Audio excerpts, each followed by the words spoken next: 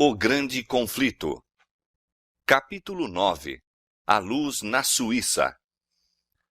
Na escolha dos instrumentos para a reforma da Igreja, vê-se que Deus segue o mesmo plano adotado para sua fundação.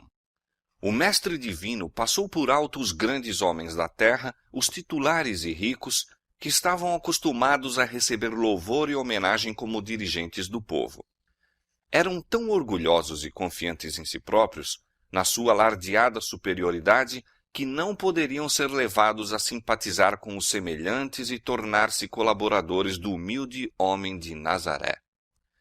Aos indoutos e laboriosos pescadores da Galileia fora dirigido o chamado: Vinde após mim, e eu vos farei pescadores de homens. Mateus 4,19.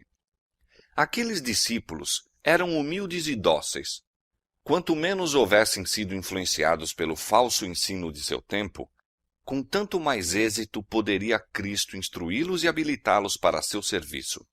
Assim foi nos dias da Grande Reforma.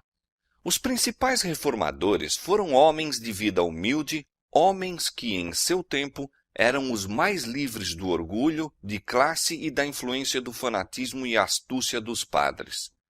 É plano de Deus empregar humildes instrumentos para atingir grandes resultados.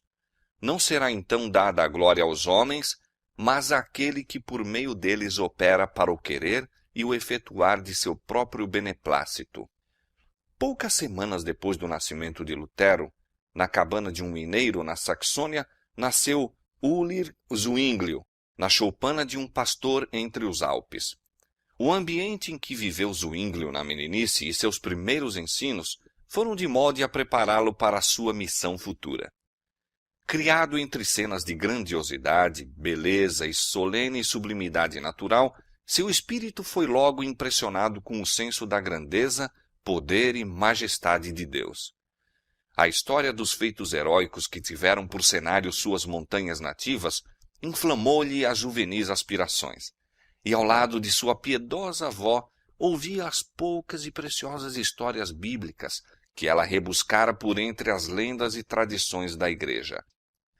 Com ávido interesse, ouvia acerca dos grandes feitos dos patriarcas e profetas, dos pastores que vigiavam seus rebanhos nas colinas da Palestina, onde anjos lhes falaram da criancinha de Belém e do homem do Calvário. Semelhante a João Lutero, o pai de Zwinglio desejava educar o filho, e o rapaz cedo foi enviado fora de seu vale natal. Desenvolveu-se-lhe rapidamente o espírito e logo surgiu a questão de saber onde encontrar professores competentes para instruí-lo.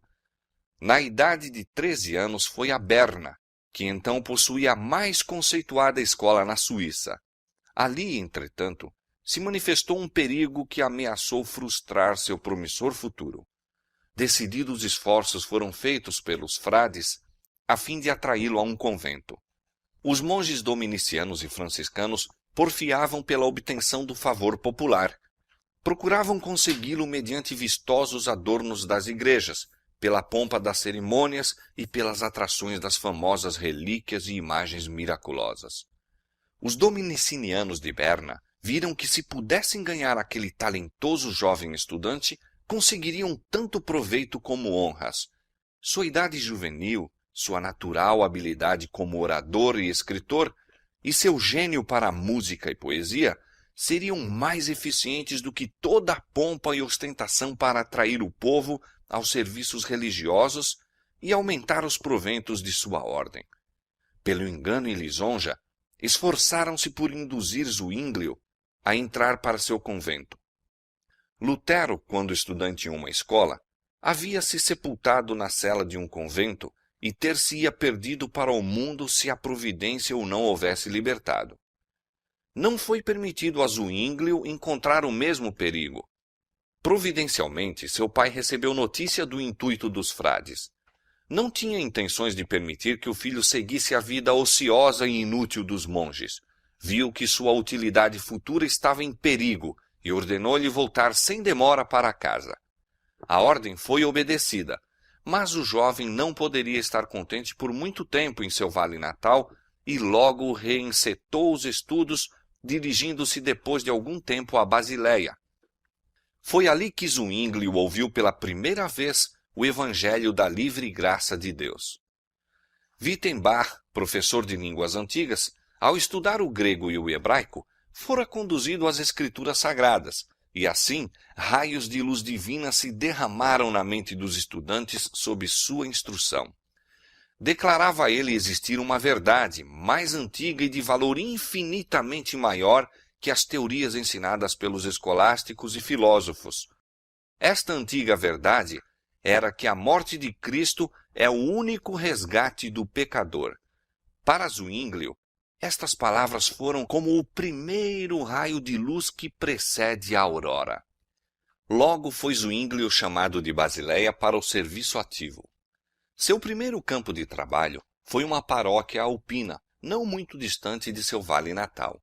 Ordenado padre, dedicou-se de toda a sua alma à pesquisa da verdade divina, pois estava bem ciente, declara um companheiro de reforma, de quanto devia saber aquele a quem o rebanho de Cristo é confiado. Quanto mais pesquisava as Escrituras, mais claro aparecia o contraste entre suas verdades e as heresias de Roma. Ele se submeteu à Bíblia como a palavra de Deus, única regra suficiente e infalível. Viu que ela deveria ser seu próprio intérprete. Não ousou tentar a explicação das Escrituras a fim de sustentar uma teoria ou doutrina pré-concebida, mas mantinha como seu dever aprender o que constituem seus ensinos diretos e óbvios. Procurou aproveitar-se de todo o auxílio a fim de obter compreensão ampla e correta de seu sentido e invocou a ajuda do Espírito Santo, que, declarou ele, o revelaria a todos que o buscassem com sinceridade e oração. As Escrituras, dizia Zwinglio, vêm de Deus, não do homem, e mesmo aquele Deus que esclarece te dará a compreender que a palavra vem de Deus. A palavra de Deus não pode falhar, é clara, ensina por si mesma, desvenda-se a si própria, ilumina a alma com toda a salvação e graça, conforta-a em Deus, humilha-a de maneira que ela se perde a si mesma e até se despoja e abraça a Deus. A verdade destas palavras, Zwinglio mesmo havia provado. Falando de sua experiência naquele tempo, escreveu depois: quando comecei a devotar-me inteiramente às Escrituras Sagradas, a filosofia e a teologia escolástica sempre me sugeriam disputas. Finalmente cheguei a esta conclusão: deves deixar toda a inverdade e aprender a significação de Deus unicamente de sua própria e simples palavra. Então comecei a rogar a Deus a sua luz, e as Escrituras foram se tornando para mim muito mais fáceis. A doutrina pregada por Zwinglio não a recebera ele de Lutero, era a doutrina de Cristo. Se Lutero prega a Cristo, disse o reformador suíço, ele faz o que eu estou fazendo. Aqueles a quem ele levou a Cristo são mais numerosos do que os que levei. Mas isto não importa. Não pregarei nenhum outro nome a não ser o de Cristo, de quem sou soldado e que unicamente é o meu chefe. Nunca uma só palavra foi por mim escrita a Lutero, nem por Lutero a mim. E por quê? Para que se pudesse mostrar quanto é consigo mesmo concorde o Espírito de Deus, visto que nós ambos, sem qualquer combinação comum, ensinamos a doutrina de Cristo com tal uniformidade. Em 1516, Zwinglio foi convidado para ser pregador no convento de Einsiedeln. Ali deveria ter mais nítida a perspectiva das corrupções de Roma e, como reformador, exercer uma influência que seria sentida muito além de seus Alpes nativos. Entre as principais atrações de Einsiedeln havia uma imagem da Virgem, que dizia ter o poder de operar milagre. Por sobre o portal do convento estava a inscrição: aqui se pode obter remissão plenária dos pecados. Em todo o tempo, acorriam peregrinos ao relicário da Virgem, mas na grande festa anual de sua consagração, vinham multidões de todas as partes da Suíça, e mesmo da França e da Alemanha. Zwinglio, grandemente aflito ante o que via, aproveitou a oportunidade para proclamar àqueles escravos das superstições a liberdade mediante o Evangelho. Não imagineis, disse ele, que Deus está neste templo mais do que em qualquer outra parte da criação. Qualquer que seja o país em que habiteis, Deus está em redor de vós e vos ouve. Podem obras sem proveito, longas peregrinações, ofertas, imagens, invocações da Virgem ou dos santos assegurar-vos a graça de Deus? Que vale a multidão de palavras em que envolvemos nossas orações? Que eficácia tem um capuz luzidio, cabeça bem raspada, vestes bem compridas e flutuantes, ou chinelas bordadas a ouro? Deus olha para o coração, e nosso coração está longe dele. Cristo, disse ele, que uma vez foi oferecido sobre a cruz, é o sacrifício e vítima que por toda a eternidade proveu satisfação para os pecados dos crentes. Por muitos ouvintes, estes ensinos não eram bem aceitos. Era-lhes amarga decepção dizer-lhes que sua penosa jornada fora feita sem proveito. O perdão que livremente lhes era oferecido por meio de Cristo não o podiam compreender. Estavam satisfeitos com o velho caminho para o céu que Roma lhes indicara. Recuavam ante a perplexidade de pesquisar qualquer coisa melhor. Era mais fácil confiar sua salvação aos padres e ao Papa do que procurar pureza de coração. Outra classe, entretanto, recebia com alegria as novas da redenção por meio de Cristo. As observâncias que Roma ordenara não haviam conseguido trazer paz à alma e, pela fé, aceitaram o sangue do Salvador como sua propiciação. Estes voltavam para casa a fim de revelar a outros a preciosa luz que tinham recebido. A verdade era assim levada de aldeia em aldeia, de cidade em cidade, e o número de peregrinos aos relicários da Virgem diminuiu grandemente. Houve decréscimos nas ofertas e, consequentemente, no salário de Zwinglio, que delas era tirado. Mas isto apenas lhe causava alegria, vendo ele que o poder do fanatismo e superstição estava sendo quebrado. As autoridades da igreja não tinham os olhos fechados à obra que Zwinglio estava realizando, mas, no momento, elas se abstiveram de intervir. Esperando ainda consegui-lo para sua causa, esforçaram-se por ganhá-lo com lisonjas e, nesse ínterim, a verdade estava a obter posse do coração do povo. Os trabalhos de Zwinglio em Einsiedeln haviam-no preparado para um campo mais vasto, e neste logo deveria entrar. Depois de 3 anos ali, foi chamado para o cargo de pregador na Catedral de Zurique. Esta era então a cidade mais importante da Confederação Suíça e seria amplamente sentida a influência ali exercida. Os eclesiásticos, a cujo convite fora a Zurique, estavam entretanto desejosos de impedir quaisquer inovações e, de acordo com isto, se puseram a instruí-lo a respeito de seus deveres. Farás todo o esforço, disseram eles, para coletar as receitas do capítulo sem desprezar a menor. Exortarás os fiéis, tanto do púlpito como no confessionário, a pagar seus dízimos e impostos, a mostrar, por ofertas, sua afeição para com a igreja. Serás diligente em aumentar as rendas que se arrecadam dos doentes, das missas e, em geral, de toda a ordenança eclesiástica. Quanto à administração dos sacramentos, à pregação e ao cuidado do rebanho, acrescentaram seus instrutores, são também deveres do capelão. Para estes, porém, podes empregar um substituto, e particularmente no pregar. Não administrarás o sacramento a ninguém, a não ser a pessoas notáveis, e unicamente quando chamado. Proíbe-se fazeres isto sem distinção de pessoas.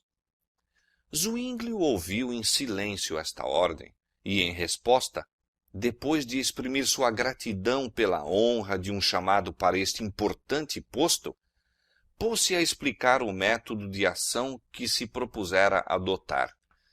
A vida de Cristo, disse ele, tem por demasiado tempo sido oculta do povo. pregarei acerca do Evangelho todo de São Mateus, tirando unicamente das fontes das Escrituras, sondando suas profundidades, comparando uma passagem com outra e buscando compreensão pela prece constante e fervorosa. A glória de Deus, ao louvor de seu único Filho, a salvação real das almas e a sua edificação na verdadeira fé é que eu consagrarei meu ministério. Posto que alguns dos eclesiásticos reprovassem este plano e se esforçassem por dissuadi-lo do mesmo, Zwinglio permaneceu firme. Declarou que não estava para introduzir nenhum método novo, mas o antigo método empregado pela Igreja nos primitivos e mais puros tempos. Já se havia despertado interesse nas verdades que ele ensinava, e o povo afluía em grande número para ouvir sua pregação. Muitos que tinham deixado de assistir ao serviço religioso havia muito tempo, achavam-se entre os ouvintes. Iniciou seu ministério abrindo os evangelhos e lendo e explicando aos ouvintes a inspirada narrativa da vida, ensinos e morte de Cristo. Ali, como em Einsindel, apresentava a palavra de Deus como a única autoridade infalível e a morte de Cristo como o único sacrifício completo. É a Cristo, dizia ele, que eu desejo conduzir-vos. A Cristo, a verdadeira fonte da salvação. Em redor do pregador, acotovelava-se o povo de todas as classes, desde estadistas e eruditos até os operários e camponeses. Com profundo interesse escutavam suas palavras. Não somente proclamava o oferecimento de uma salvação gratuita, mas destemidamente reprovava os males e corrupções dos tempos. Muitos voltavam da catedral louvando a Deus. Este homem, diziam, é um pregador da verdade. Ele será nosso Moisés para tirar-nos das trevas egípcias. Mas, conquanto a princípio seus trabalhos fossem recebidos com grande entusiasmo, depois de algum tempo surgiu a oposição. Os monges puseram-se a entravar-lhe a obra e condenar-lhe os ensinos. Muitos o assaltavam com zombarias e escárnios. Outros recorriam à insolência e ameaças. Zwinglio, porém, suportou tudo com paciência, dizendo: se desejamos ganhar os ímpios para Jesus Cristo, devemos fechar os olhos a muitas coisas. Por este tempo, um novo fator apareceu para promover a obra da reforma. Um amigo da fé reformada, de Basileia, enviou a Zurique certo Luciano com alguns dos escritos de Lutero, sugerindo que a venda desses livros poderia ser extraordinário meio para difundir a luz. Verificai, escreveu ele a Zwinglio, se este homem possui prudência e habilidades suficientes. Se assim for, ele que leve de cidade em cidade, de vila em vila, de aldeia em aldeia, e mesmo de casa em casa, entre suíços, as obras de Lutero, e especialmente sua exposição sobre a oração do Senhor, escrita para os leigos. Quanto mais forem conhecidas, tanto mais compradores encontrarão. Na ocasião em que Deus se prepara para quebrar as algemas da ignorância e superstição, então é que Satanás opera com o máximo poder para envolver os homens em trevas e segurar seus grilhões ainda mais firmemente. Estando a surgir nos diferentes países homens a apresentar ao povo o perdão e a justificação pelo sangue de Cristo, Roma prosseguiu com renovada energia a abrir seu mercado por toda a cristandade, oferecendo por dinheiro o perdão. Todo pecado tinha seu preço, e aos homens se concedia livre permissão para o crime, contanto que o tesouro da igreja se conservasse cheio. Destarte, ambos os movimentos prosseguiram. Um oferecendo o perdão do pecado por dinheiro, o outro mediante Cristo. Roma permitindo o pecado e dele fazendo a sua fonte de renda, os reformadores condenando o pecado e apontando para Cristo como a propiciação e o libertador. Na Alemanha, a venda das indulgências fora confiada aos frades dominicanos e era dirigida pelo infame Tetzel. Na Suíça, foi a mesma entregue aos franciscanos, sob a direção de Sansão, monge italiano. Sansão prestara já bom serviço à igreja, tendo conseguido imensas somas da Alemanha e Suíça para encher o tesouro papal. Atravessava então a Suíça, atraindo grandes multidões, despojando os pobres camponeses de seus minguados ganhos e extorquindo ricos donativos das classes abastadas. A influência da reforma, porém, já se fazia sentir, limitando aquele comércio, posto que o mesmo não pudesse deter-se. Zuínglio estava ainda em Einsiedeln, quando Sansão, logo depois de entrar na Suíça, chegou com sua mercadoria a uma cidade vizinha. Informado de sua missão, o reformador imediatamente começou a opor-se-lhe. Os dois não se encontraram, mas tal foi o êxito de Zuínglio ao expor as pretensões do frade que este foi obrigado a seguir para outras localidades. Em Zurique, Zuínglio pregou zelosamente contra os vendedores de perdão, e quando Sansão se aproximou do lugar, foi encontrado por um mensageiro do conselho com uma intimação de que se esperava passasse ele para outra parte. Por um estratagema, conseguiu afinal entrada, mas foi enviado para fora sem a venda de um único perdão, e logo depois deixou a Suíça. Grande impulso foi dado à reforma com o aparecimento da peste ou grande morte que varreu a Suíça no ano de 1519. Sendo os homens assim postos em face do destruidor, muitos foram levados a sentir quão vãos e inúteis eram os perdões que tinham tão recentemente comprado, e anelavam um fundamento mais seguro para sua fé. Zuínglio, em Zurique, caiu doente. Ficou tão mal que abandonou toda a esperança de restabelecimento e largamente circulou a notícia de que falecera. Naquela hora de provação, sua esperança e coragem foram inabaláveis. Olhava com fé para a cruz do Calvário, confiando na todo suficiente propiciação pelo pecado. Quando ele voltou das portas da morte, foi pregar o evangelho com maior fervor do que nunca dantes, e suas palavras exerciam desusado poder. O povo dava com alegria as boas-vindas a seu amado pastor, que lhes fora restituído da beira da sepultura. Eles mesmos tinham acabado de assistir os doentes e moribundos e sentiam como nunca dantes o valor do evangelho. Zuínglio chegara a uma compreensão mais clara de suas verdades e havia mais completamente experimentado em si seu poder renovador. A queda do homem e o plano da redenção eram os assuntos que ele se ocupava.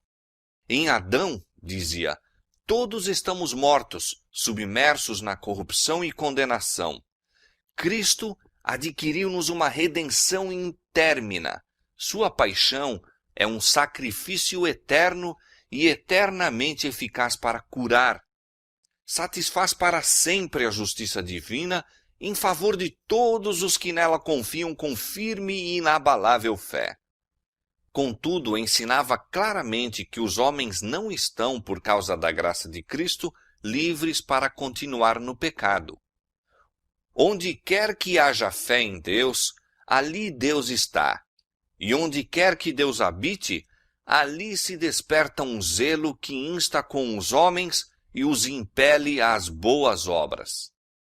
Tal era o interesse na pregação de Zuínglio, que a catedral não comportava as multidões que o vinham ouvir. Pouco a pouco, à medida em que o podiam suportar, desvendava a verdade a seus ouvintes. Tinham cuidado de não introduzir a princípio pontos que os assustariam, criando preconceitos. Seu trabalho era conquistar-lhes o coração para os ensinos de Cristo, abrandá-lo por seu amor e, diante deles, conservar seu exemplo. E recebendo eles os princípios do Evangelho, suas crenças e práticas supersticiosas inevitavelmente desapareceriam. Passo a passo, avançava a reforma em Zurique. Alarmados, seus inimigos levantaram-se em ativa oposição. Um ano antes, o monge de Wittenberg proferira o seu não ao Papa e ao Imperador em Worms, e agora tudo parecia indicar uma resistência semelhante às pretensões papais em Zurique. Reiterados ataques foram feitos contra Zwinglio. Nos cantões papais, de tempos em tempos, discípulos do Evangelho eram levados à tortura, mas isto não bastava. O ensinador de heresias deveria ser reduzido ao silêncio. De acordo com isto, o bispo de Constança enviou 3 delegados ao conselho de Zurique, acusando Zwinglio de ensinar o povo a transgredir as leis da igreja, pondo assim em perigo a paz e a boa ordem da sociedade. Se a autoridade da igreja fosse posta de lado, insistia ele, resultaria anarquia universal. Zwinglio replicou que durante 4 anos estivera a ensinar o evangelho em Zurique, que era mais silenciosa e pacífica que qualquer outra cidade da confederação. Não é então, disse ele, o cristianismo a melhor salvaguarda da segurança geral? Os delegados aconselharam os membros do conselho a permanecer na igreja, fora da qual, declararam, não havia salvação. Zwinglio respondeu, não vos mova esta acusação.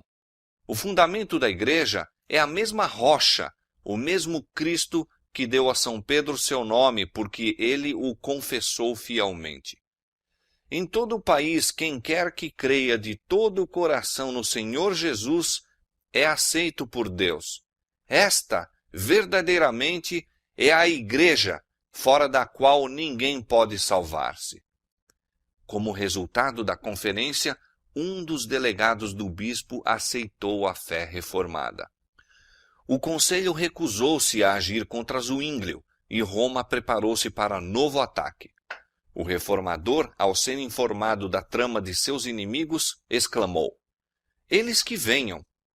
Eu os temo como o rochedo se arreceia das vagas que trovejam a seus pés. Os esforços eclesiásticos apenas favoreceram a causa que procuravam destruir. A verdade continuou a ser espalhada. Na Alemanha, seus adeptos, abatidos com o desaparecimento de Lutero, tomaram novo ânimo quando viram o progresso do Evangelho na Suíça. Ficando a reforma implantada em Zurique, seus frutos eram mais amplamente vistos na supressão do vício e promoção da ordem e harmonia. A paz tem sua habitação em nossa cidade, escreveu Zwinglio. Nenhuma rixa, nenhuma hipocrisia, nenhuma inveja, nenhuma contenda. Donde pode tal união vir, senão do Senhor e de nossa doutrina que nos enche dos frutos de paz e piedade? As vitórias ganhas pela reforma estimularam os romanistas a esforços ainda mais decididos para a subversão daquela. Vendo quão pouco fora alcançado pela perseguição no sentido de suprimir a obra de Lutero na Alemanha, decidiram-se a enfrentar a reforma com as próprias armas da mesma.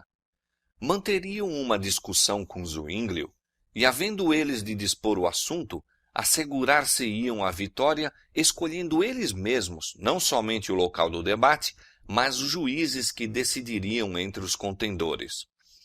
E, se pudessem manter Zwinglio em seu poder, teriam cuidado em que ele não lhes escapasse. Reduzindo o chefe ao silêncio, poder-se-ia rapidamente sufocar o movimento.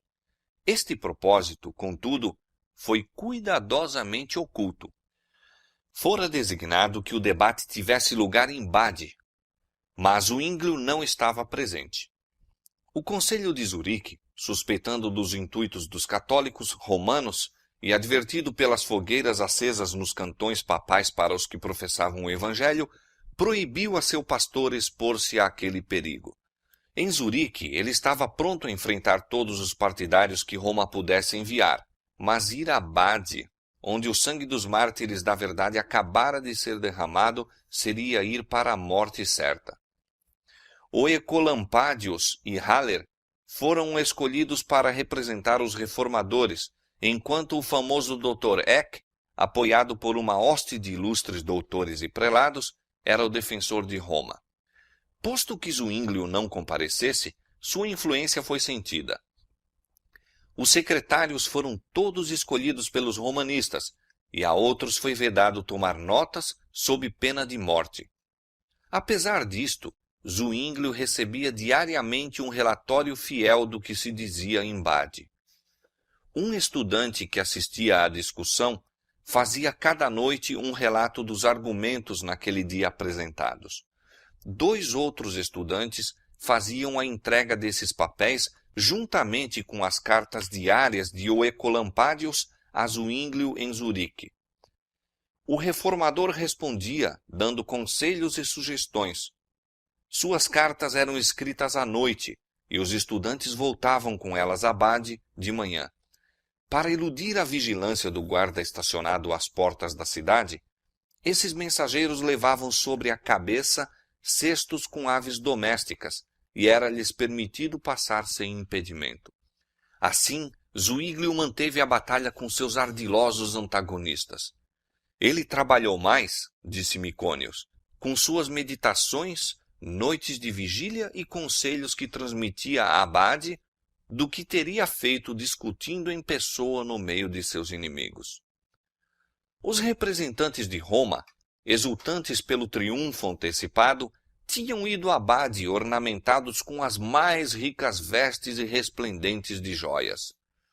Viviam luxuosamente, e sua mesa era servida com as mais custosas iguarias e seletos vinhos.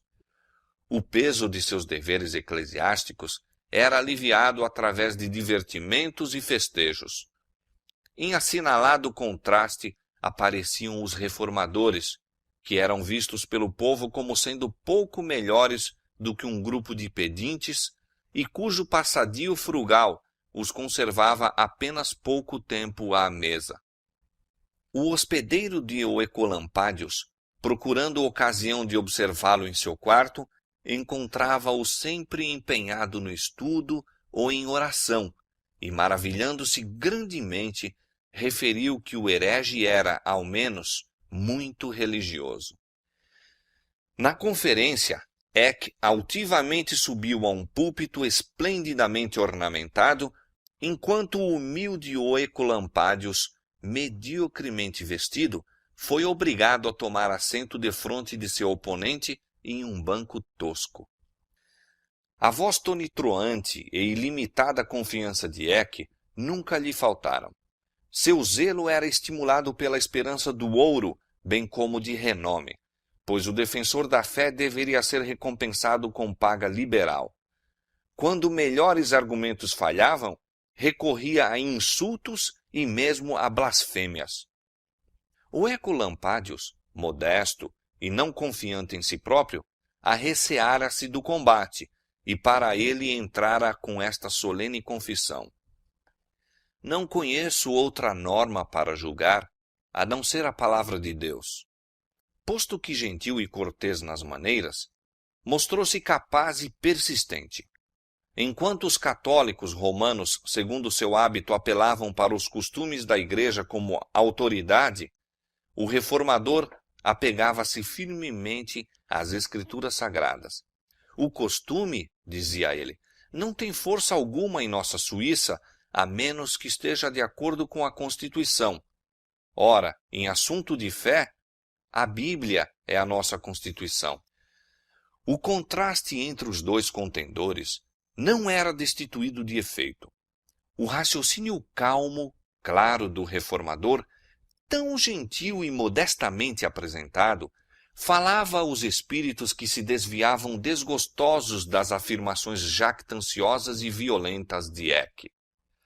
A discussão continuou 18 dias. Em seu termo, os representantes do Papa, com grande confiança, pretenderam a vitória. A maior parte dos delegados ficaram ao lado de Roma, e a Dieta declarou vencidos os reformadores e notificou que eles, juntamente com Zwinglio, seu chefe, estavam separados da igreja. Mas os frutos da conferência revelaram de que lado estava a vantagem. A contenda resultou em forte impulso para a causa protestante e não muito tempo depois, as importantes cidades de Berna e Basileia se declararam pela reforma.